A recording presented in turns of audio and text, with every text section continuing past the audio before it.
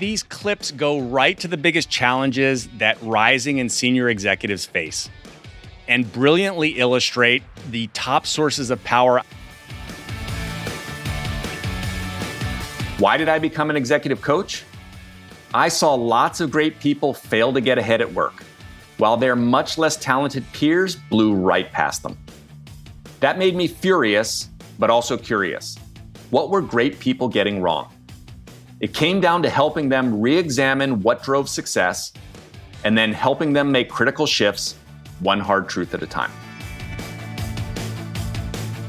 Feel like you're doing everything you were told, but you're not moving ahead at work nor having the impact you seek?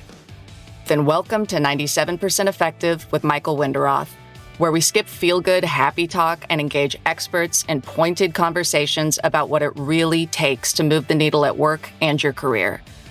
So if you feel stalled or frustrated, or seek that extra edge as you move to the next level, then look no further. This is the Hard Truths Playbook you never got.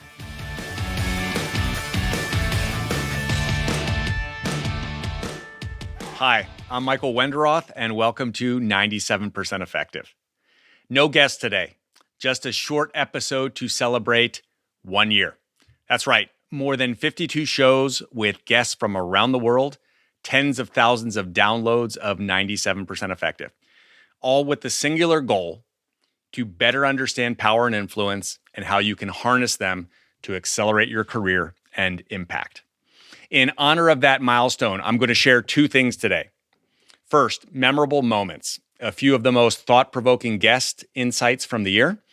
And two, a sneak peek, a look at where 97% Effective is heading in its second year. So first, those memorable moments, 5 of the juicier clips from my esteemed guests. And these clips go right to the biggest challenges that rising and senior executives face and brilliantly illustrate the top sources of power I identify in my book, Get Promoted, What You're Really Missing at Work That's Holding You Back. Those sources of power, political skills, your network and relationships, visibility and brand, and executive presence and communication are strongly linked to career success. Just look at the evidence and research that I break down in my book. Moreover, I think these clips will get you to rethink effective strategies and behaviors that propel us, but that most of us, especially good people, dismiss because of the typically negative associations we have that these strategies represent. In my executive coaching, I have found people need to hear the hard truth in different ways, from different angles, from different voices. And that's why I launched this podcast.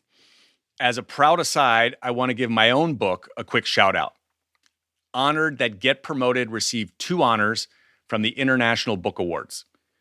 2023 winner in the Business Careers category, and named as 2023 finalist in the Business General category. Haven't yet read Get Promoted? Get your copy on Amazon. So to the clips, may they be fuel to challenge your thinking, and may they embody the show's goal to dispense with feel-good happy talk and speak instead to the hard truths of what it takes for good people to get ahead. Number 1, your political skills. As we rise, we have to work through others, peers, reports, our bosses. That puts a premium on knowing how to influence others. In fact, political skills have been shown to be a better predictor of promotions than intelligence. But influence feels to many of us to be manipulative. Listen here to what Giselle Timmerman, founder of Positive Work, had to say about that. In the workplace, we also have soft tactics like complimenting someone so that they'll like you better, or using listening skills like acknowledgement, which we know can cut the time it takes to resolve a conflict in half. So effective? Yes. Is it morally wrong? I don't think so. So that's an example of positive manipulation. And I think that this is something we should take seriously in our lives and in our leadership when it comes to making sure that we're allocating resources towards the right goals. Bottom line, understand what your larger goals are and that you're going to need to find ways to work with others who may have competing interests, different viewpoints, or resources that you don't. Up number 2, networks and relationships. This is hands down the driver to generating new insights, new opportunities, and serious advantage. Knowing those different than us, having allies and powerful sponsors. I had a great conversation with Michael Melcher, executive leadership coach, about his new best-selling book, Your Invisible Network. It's a 3D look at networking and relationships and how to practically harness them to transform your work and life. Listen to what he had to say. Building your network is not about finding more people you like. I mean, it's nice when you like them, but you have to get beyond the idea of looking for people who you like or who are like you in spirit. That is just a very, very limiting strategy. Yeah, your feelings are not a guide to what you should do. So you feel weird. So you feel awkward. I don't care. I don't give a shit at this point. And I say that as somebody, I'm the most feelingest feeler guy ever. Like, I have tons of feelings all the time. And I've just learned that they're not the best guide to action. The first reason is that when you are engaging in this, you're disrupting something. You are disrupting the way you're currently living. And in a way, you're disrupting the lack of contact between you and another person. So yeah, it feels a little bit different from just hanging out. Number 2, it can feel uncomfortable. Well, all growth feels uncomfortable. That's what growth is you're trying something different. If you do not feel uncomfortable in your life, you're probably not growing. And if you do feel uncomfortable, there's a reasonable chance that you're actually doing things that, have growth potential. And the third is the way you feel anticipating something is not the way you will feel doing it. Right? So, I to this day am not excited about going to the gym, and I will have to push myself into doing it. But once I go, it's okay. Once I walk through the door, I sort of know what to do. And after I actually do some sort of workout or another, I always feel good about myself. So if I compare what I anticipated would be my feeling with how it actually is once I'm done with it, it's totally different. And I just know that this works. So 90% of people's hangups are from the initiation side, not from the other side. And the fourth thing is that people generally like it when you reach out. So I just read this fun phrase, which is nobody waves, but everybody waves back. Right. And so to be effective at building relationships, you're actually going to be doing stuff that most people don't do. You're going to take the initiative. You're not like joining a party that everybody's already there. You're kind of starting the party yourself. And that just means you're going to have to put a little more out there than other people are, but it'll be beneficial. So all this is why I would say, yeah, you can recognize your feelings, but don't take them so seriously all the time. They're not really great guides to living. Bottom line, you keep your head down and think one-dimensionally that networking is for extroverts, you are shooting yourself in the foot. On to number 3, visibility and brand. I absolutely loved my interview this summer with Lisa Bragg, that is her last name, author of Bragging Rights. Most of us hate self-promotion and bragging, but she's out to, rightly in my view, get us to rethink being overly humble and deferential. And she's out to show us how to brag without being an obnoxious jerk. What she had to say. Let's bring it on, because 85% of us actually want to hear you brag. We want to hear those success stories. So that was amazing when I read that. I was like, oh, awesome. Okay, good. And then it was 12% said they would ignore you. Okay, that's a good number. And then 3% said they'd turn around and brag about themselves. So I'm good with all of that. We don't need everyone to like us. And so just let those 12% go. But we're cheering you on. We want to hear success stories, which I think is counter to this era we've been in where it's always been talk about your failures. But so many of us haven't even talked about our successes yet. Bottom line, this is about advocating, asserting, and assuring your voice and greatness is heard and not overlooked.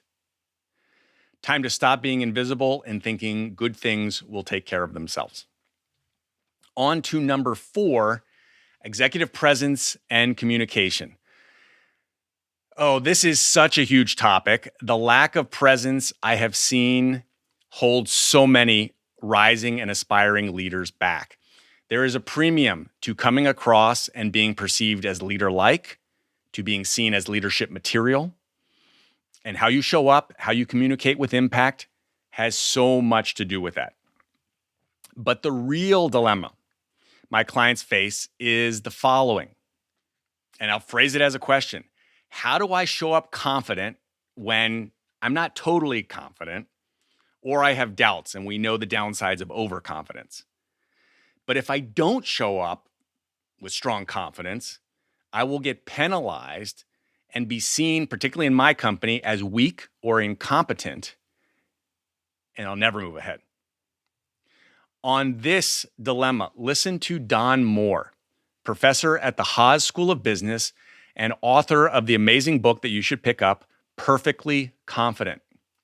He breaks down the research, his own research, of how you can perfectly navigate this dilemma. This trap catches many leaders. In some of my writing, I've attempted to provide good advice for honest leaders who recognize that trap and don't want to fall into it. And there is good news on this score that you can maintain, as a leader, you can maintain your credibility and also deliver honest and self-critical assessments by saying, for instance, I'm confident that the probability of this project's success is 70%. You're not lying to people and saying success is guaranteed. We're going to succeed no matter what. You're saying, we've done a thorough analysis. We've considered the risks. We've red teamed this and tried to identify all of the weaknesses in this plan. And there are real weaknesses. There are ways in which it could go south. The world is unpredictable. Pandemics happen. Administrations change. Sometimes the wind blows in a direction we hadn't anticipated. So I'm not going to pretend like that's not a risk. But we have a plan, and we know how to identify those risks when they come our way. Basically, I'm confident this project has a higher probability of success than the alternatives. Success is not guaranteed, but this is the best course of action forward. Bottom line, showing up, sharing probabilities can help you thread this needle. You've been listening to 97% Effective with your host, Executive Coach Michael Wenderoth. If this interview is making you think, make sure to share it with a friend. Now, back to our interview. And finally, 2 quotes I loved on leadership, which really go to the fear most people have that they won't be liked and they will disappoint people. First, Ron Carucci, leadership expert, managing partner at Navalent, and author of Rising to Power. Listen to what he had to say. Your power is meant to be used for a greater good. And you have to appreciate that leadership is the ability to disappoint people at a rate they can absorb. And you have to be able to use your power to do that. And compassionately and empathically, but clearly. And second, Maggie Neal, professor emerita at Stanford University. She had a really good insight and comment on being liked. Listen in. Part of the reality is as you move up in leadership positions in organizations, you need to move the organization in ways that may be in opposition to how some people want, right? May be good for the organization, but there's going to be people who are going to incur some cost with that change. And so one of the things that you need to come to an awareness of and peace with is that you will be less liked, typically, as you move up in the organization. So my response is, if you need to be liked, get a dog. In fact, get a rescue and save 2 lives, right? So, we've got to find ways where we can find the love that we need, and it may not be at work. So there you have it. Some of the top insights, memorable quotes from 97% Effective celebrating 1 year. In this second part, I want to give you a sneak peek to what's ahead in year 2 of 97% Effective. First, I will be creating more bite-sized episodes to highlight top insights from past guests, particularly on challenges I see with executives that I coach, navigating conflict, dealing with double binds, getting over, being liked. Second, I'm going to continue to maintain the focus on power and influence, but will broaden the lens. For example, got guests lined up where we're going to talk about what does religion have to say or guide us on the use of power? What insights can experts on the topic of trust teach us? What can we learn from comedians about thinking on our feet and diffusing explosive, tense situations? And of course, we're going to stay with a broad variety of people and look at what non-Americans thinkers have to say. Want me to explore a specific topic? Want to recommend a guest, particularly someone whose voice needs to be heard? Contact me directly. And to end, finally, a thank you. Thanks to the Audivita team for production, coaching, and support of this podcast. And a wave, he's there right now, to my main producer and man and coach, Chip Davis, and a huge Go Eagles to Sean Hettinger, who runs the talented team. Secondly, to my wife and kids for their infinite patience, to my amazing guests, big names who came on, but also to the lesser known stars who have done amazing things by building power that I want more people to be exposed to. And of course, to you out there for listening and tuning in each week. Appreciate your comments, ratings, and reviews, and sharing the show with a friend. May our second year be 97% effective. See you next week. Thanks for listening to 97% Effective, where we skip happy talk and help you break through and ascend, one hard truth at a time. Help others discover this show. Leave a review and rating wherever you listen to your podcasts. And if you like what you heard, you can get free resources, including the first chapters of Michael's book, Get Promoted, on his website, www.changwenderoth.com. That's www.changwenderoth.com.